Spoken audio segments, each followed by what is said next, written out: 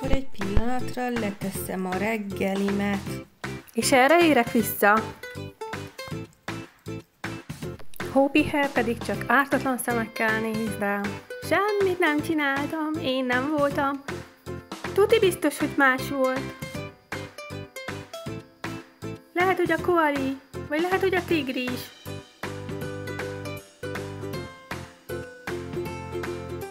Neked milyen vicces történeted vagy sztorid van a cicáddal kapcsolatban?